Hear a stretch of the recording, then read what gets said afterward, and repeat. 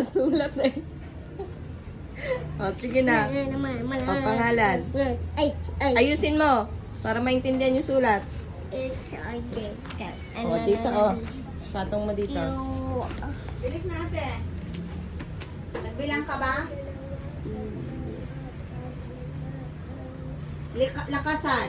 Pag nagdadaldal ka, lakas ng bibig mo. Hindi ko marinig. Tapos na. Tapos na. Very good.